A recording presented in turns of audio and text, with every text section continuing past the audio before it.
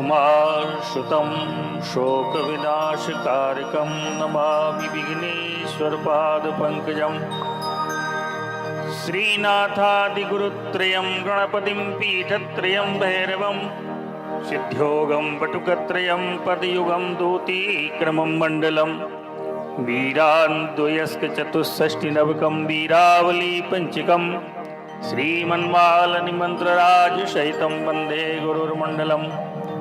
कृष्णाय वासुदेवाय हरे परमात्मने प्रणतक्लेशनाशाय गोविंदाय नमो नमः। परम वंदनीय प्रातः स्मरणीय पूज्य सद्गुरुदेव भगवान मंच पर विराजमान व्यास रूप में नवोदित विद्वान श्री सचिन शास्त्री जी, मेरी बगल में बैठे श्री कपिल शास्त्री जी, जिनका भी आप बड़ा सुंदर भाव श्रवण कर रहे थे। मैं ज़्यादा तो परिचित नहीं हूँ संगीतज्ञों से, शायद गाड़ावाड़ा से पधारे पचौरी जी, ये समस्त टीम और जितनी भी आप इस समय विराजमान हैं, जो माताएं, आप श्रद्धालुजन, क्योंकि ये तो आप जानते हैं कि कथा में या तो पहले वक्ता के लिए मंच साफ मिलता है या अंतिम वक्ता के लिए साफ मिलता है। फिर भी आप बहुत बैठे हैं, ये बड़ी खुशी की बात है। बड़ी सुंदर अभी चर्चा आप श्रवण कर रहे थे, महाराष्ट्र की कथा चल रही थी श्रीमद् भागवत के माध्यम से। सजनों, समय तो नहीं है, केवल एक बात आपके सामने रखूं। भगवान ने जो रास किया है, जैसा कि अभी शास्त्री जी ने बताया कि ये शुद्ध जीवात्मा और परमात्मा का मिलन है ना।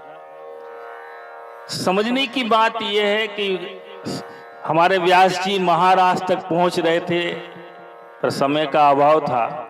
उसी का एक भाव केवल आपके सामने रख दूं।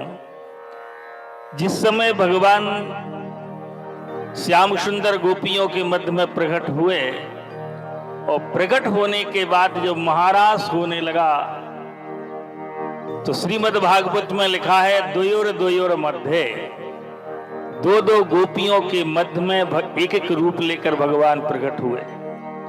अब गोपियां कितनी थीं, ये कभी आपने विचार किया? बताया जाता है कि जब भगवान ने रास किया था, उस समय गोपियों के 100 यूथ थे। एक यूथ कितने का होता है? जो बैठे हैं वो ध्यान से सुनेंगे।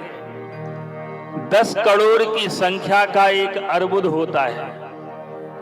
10 करोड़ की संख्या का एक अर्बुद होता है और 10 अर्बुद का एक यूथ होता है। ऐसे 100 यूथ थे। अब विचार करिए आप कितनी गोपियां होंगी। इसलिए कृष्णावतार में गोपियों की संख्या और रामावतार में बानरों की संख्या, इसका कोई गणना नहीं कर सकता, है ना। उन सब के मध्य में भगवान ने जो जन्म जन्मांतर की साधिकाएं थीं, उन समस्त ब्रजांगनाओं के अंदर एक परमानंद की अनुभूति रास के माध्यम से कराई। बड़ी सुंदर चर्चा सुन रहे थे अभी आप। और जिस कार्य को लेकर के ये कार्यक्रम चल रहा है, रामेश्वरम गौशाला का यहाँ जो निर्माण होने जा रहा है, गौ सेवा केंद्र का जो निर्माण होने जा रहा है, ये तो बड़ी ही प्रसन्नता की बात है। एक बात और कहूं मैं आपसे, कभी आपने विचार किया कि भगवान कहाँ रहते हैं? भगवान बताइए, तो कान खोलकर सुनना इस बात के लिए। भगवान कहते हैं केवल मैं 2 जगह रहता हूं, और वो 2 ही जगह की स्थापना यहाँ पर हो रही है। बोले कौन कौन सी? एक जगह तो मेरी वो है कि जहां भक्त लोग बैठ करके मेरी कथा कीर्तन करते हैं।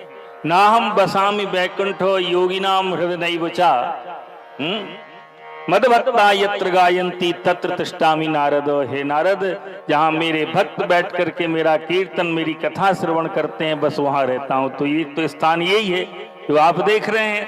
और पूछा प्रभु दूसरा स्थान? तब भगवान ने जाकर कहा, बोले गवाम मध्य बसाम हम, मैं गाय के मध्य में, गाय के शरीर में जाकर के निवास कर करता हूं। ये दो स्थान जाकर के और भगवान के निवास के हैं, और उन दोनों स्थानों के लिए आप यहाँ धौलश्री ग्राम में जाकर और भगवान के इस रूप में जाकर के भगवान को आप स्थापित कर रहे हैं, ये सबसे बड़ी प्रसन्नता की बात है।